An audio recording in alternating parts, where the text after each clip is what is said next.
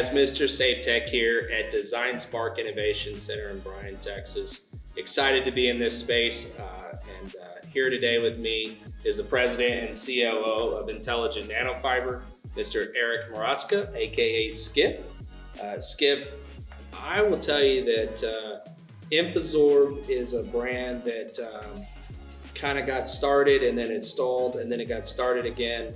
This summer was a really productive time, but before we get into all that, tell us first and foremost, what is Intelligent Nanofiber? All right, Intelligent Nanofiber, the substance is a molten polymer material. What that means, we take the polymer, in this case polypropylene, we melt it, and through a patented technology that we've got the rights to, we hyperblow it and you make it into a non-woven mesh material that's in this bag here. And I can actually open this up, but basically what it is, it's a material that has fiber diameters that are 200, 400 nanometers, but length of about 1 to 2 meters. And that gives you some interesting properties. Polypropylene itself is chemically attracted to oil, but it's also hydrophobic. So this material we found has great application as an oil sorbent that repels water. So in kind of oil spills that involve water where you want to soak up the oil from the water, this is perfect for it. So you use the word adsorbent. I did. But we're probably more familiar with the word absorbent. Yep. Right, so what is absorbent, what is adsorbent? Great question. An absorbent is something probably everybody's familiar with, like sponges. They'll take something into itself and fill the spaces in that sponge. But adsorbing, what you're doing is you're really attracting it onto the surface of something, and in this case, chemically attracting oil to the surface of the polypropylene. So since you're just putting it on the surface area is a very important attribute. So this material, when you blow it into say a given form factor, if you take the same form factor and the same dimensions of a competing material, we have about 3 times the surface area. Naturally, you can take about 3 times of the oil, and it actually works a lot faster too. So this product is hydrophobic, which means it doesn't like water. Oleophilic. Oleophilic, which means it loves oil, right? Yep. So but like, we've done a lot of tests in-house, right? Like at the office, at the 3 different labs. At the tech center. You got guys with bowls and they're doing the oil, but you've partnered with some pretty big labs to help you out in terms of validating its capabilities. So let's talk about the work you did down at Texas in Corpus Christi. Sure. Down there, the part of their campus is the National Spill Control School, and they end up training a lot of the companies that are certified to clean up oil spills. Those are called Oil Spill Response Organizations, or OSROs. And Tony Wood, who's recently retired, and now Tim Gunner are in charge of that school, and they really go through the curriculum and where people have to get certified to do this kind of work. It's very technical. So Tony's got for like 30 years of experience. His replacement, Tim, is from the Coast Guard, and both these guys did extensive testing. They had one of their graduate students, Aaron, did a lot of testing on it, and they all concluded this is probably the most effective product they'd seen to date. They've seen hundreds of products. And they were most interested in a couple of attributes. One, how fast it worked. That's really important, how fast we can get the water cleaned of the oil. How much oil was adsorbed into our material.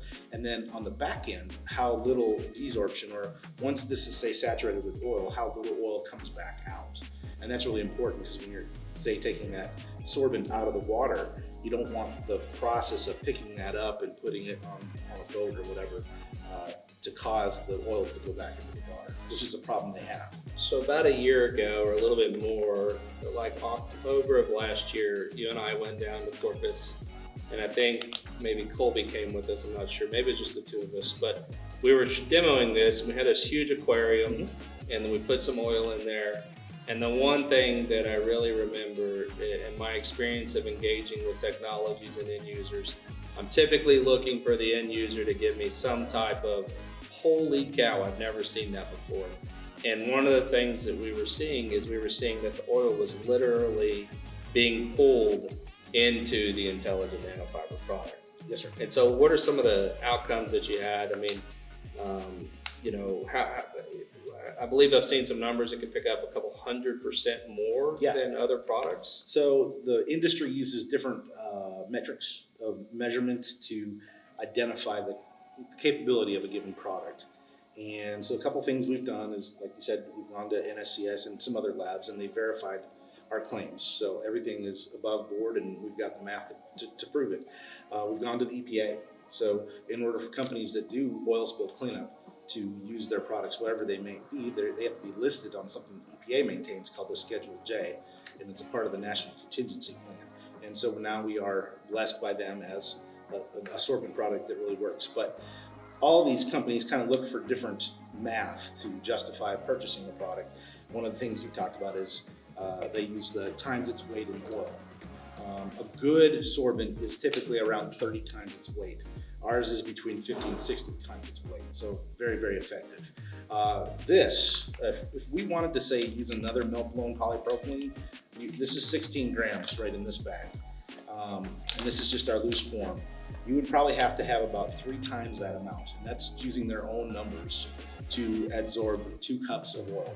But 16 grams of ours would do 2 cups of oil. And Jerry's done testing, we've done a lot of different anecdotal and visual demonstrations, and it really grabs that oil.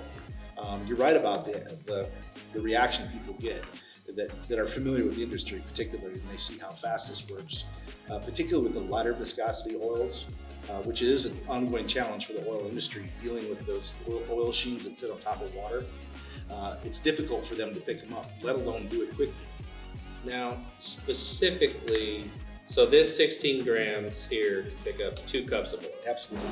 But even going back to that absorption capability, one of the tests that we had them do down at Texas A&M Corpus Christi was really test against benzene, correct? Yes, sir. Yep. And so what were those findings? So benzene is the oil itself isn't all that terrible. It's a natural occurring substance, but there are some chemicals in the oil that are particularly toxic to wildlife, plant life. And probably the worst is benzene, and that's a carcinogen. It's terrible. And most of the products that they have in the sorbent space have a couple problems. One is they break up in water. That's a bad thing, especially the physical material starts to break up. And that doesn't matter if it's salt or fresh water. They've done tests on both. But ours, we've got jars on my desk that have been there for a couple of weeks, and they're just sitting there holding onto that oil, physically not letting it go or breaking up. That's really important. And two, benzene, very, very small particles, and you have to use mass spectrometry to confirm that we got it. Yes, they were able to confirm that we grabbed the benzene, and now we're doing some advanced development with Cameron and some scientists at A&M, and as well as the Navy Research Lab, to see if we can make our material have a process of chemicals added to it that can alert us if there are things in the water that are particularly toxic, like the benzene. So one thing that I want to bring home is that this product is really disruptive. Yes, sir. To an industry that for so long has gotten by with, time and materials is how you clean up an oil spill. Is, however long it takes you to do that, and times the amount of material and the manpower that you have to do that, and that's the bill that we get to have for environmental or for cleaning up an environmental response. So that being the norm, it's truly disruptive to have something that can do it faster with less material more effectively. Yes, sir. But the question and the challenge that we have for Safe Tech Nation is, how do you help us adopt a technology that truly disrupts the business model? If you can't pick up, oil faster, if you can do it with less material, what's the downside of that? And how do we help the market understand that, we're able to help the environment in a more efficient, more effective way with a product like Intelligent Nanofiber? And so we're really excited as we're working with Infysorb. They're going to be the headliner at Tech on Tap here in December. This product is for sale. If you want to get your hands on it and get it and try this stuff out for yourself, you can buy it online right now. What's the website? It is infysorb.com. Infysorb.com. Skip, it's been great to have you here. Thank you. We're going to do this again because this technology is just scratching the surface of its capabilities. We're focused on oil and gas now. I would expect you to hear more about this from an air filtration standpoint later in the year of 2022. But great work that you guys doing there at Infysorb. Thank you for being on. Thank you, sir. And best of luck. Thank you. All right, guys. Thanks and gig 'em.